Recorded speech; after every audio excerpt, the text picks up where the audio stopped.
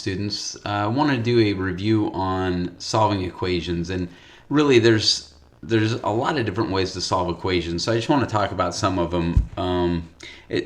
Choosing one method versus another doesn't really make one right or wrong. It's just a matter of how your brain sees it and what you think would be the easiest way to solve it. So I'm going to start with one and two step equations and just use some strategies as far as doing the opposite of order of operations. And then I will make another video talking about some of the strategies that the book uses, including rewriting, undoing, looking inside, and fraction busting. So we'll start with the first one, just like I said, the opposite of order of operations. Here we're subtracting. So in order to undo subtracting, we'll need to add, and we'll get our solution. I would tell you, once you get your solution, you should always substitute it back in and check your answer to make sure you're right, even if it's just mentally. I know that sometimes you have to actually substitute it in and check it, but at least substitute that value back in mentally and check to make sure that you got it right. So the opposite of subtraction is, of course, addition. The opposite of addition is, of course, subtraction.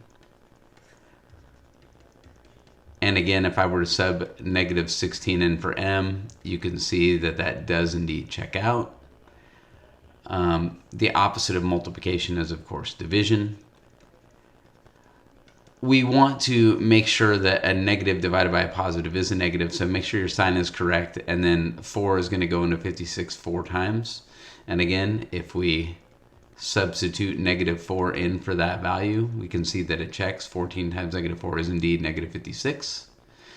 And finally, the opposite of division is going to be multiplication. So here we'll just multiply by 18. You can put it as 18 over 1 if that helps you visualize what's happening. Essentially, if you take any number divided by 18 and multiply it by 18, which is what we're doing here, they cancel, right? Anything divided by 18 times 18 goes away. And over here, we'll have a negative times a positive, is a positive times a negative, I should say.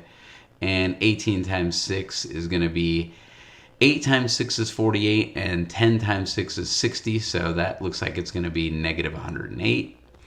And again, if I check that, if I put in negative 108 in, a negative divided by a positive is indeed negative, and 108 divided by 18 is indeed 6. So we're pretty pleased with that. Move along. Now we're getting into two-step equations. And what's going on with two-step equations is we have two things that are going on here. You'll notice the first thing that's happening is we're multiplying by 9. And the second thing that's happening is we're subtracting 7. That's what would happen if we knew what the value of x was. If you told me x was 2, I would multiply by 9 first, then I would subtract by 7 second. And that's important because we need to undo this from the end backwards, which means we need to get rid of this negative 7 first, and then we need to get rid of this times 9 second. And the way we get rid of a minus 7 is plus 7, and the way we get rid of a multiply by 9 is divide by 9. But again, order of operations has a lot to do with this. So if we subtracted 7 first, then we would have to add 7 last. It just works backwards the whole way. So anyways, I will follow these steps here. I'll add 7 to both sides. 9x minus 7 plus 7 is 9x. Negative 7 plus 7 is 0. A lot of times kids get confused at this point, but we're still just going to follow through. 9 and divide by 9. These will cancel. And any 0 divided by anything is, of course, 0. And again, check your answer like we talked about. If I plug 0 in up here, I'm going to get 0 minus 7 equals negative 7. So that does check out. If I look at this one, the first thing I would do if I knew what n was, if you told me that n was 2, I would add 5 first. And the second thing I would do is I would multiply by 2. And again, I need to undo this from the bottom up. So the way I get rid of multiplying by 2 is to divide 2. And the way that I get rid of adding 5 is subtract 5. So the first thing I'll do is divide 2. Those will cancel out. I'll be left with n plus 5 equals a negative divided by a positive is negative, and 2 divided by 2 is 1. Now I'll subtract 5. Negative minus a, plus another negative or minus a negative is negative. 1 and 5 is 6. So here's my solution. Now I can go back in plug in -6 for n to confirm my answer. I get 2 times -1 equals -2, which is true. Now, if you looked at this problem, and let me kind of clear out some of my work here, and you thought of a different way to do it, there's a bunch of different ways to solve this problem. I'm just showing one way right now, but like I said, there's a lot of different ways to do this problem. So if you thought of a different way in your head, you're probably right. You probably got the same answer of -6, and that would be fine. Moving along, I wanted to show these two together because I think that these two kinds of problems historically from teaching have messed up quite a few kids. So I don't know if you have this down easy, great. If not, hopefully this will make sense. You'll notice here I have division and addition. Here I have addition and division. So in a lot of ways these problems look very similar, but they are subtly different. And it has to do again with order of operations. If you told me what A was, the first thing I would do is divide by 4. The second thing I would do is add 2.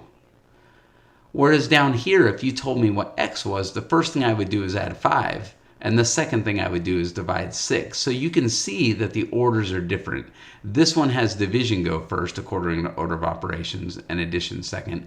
This one has addition go first and division second, which is going to be important because when I undo these things to solve it, I want that pattern to be correct. So the way I get rid of a +2 is to -2. The way I get rid of a divide by 4 is to multiply by 4. So I'll subtract 2 from each side.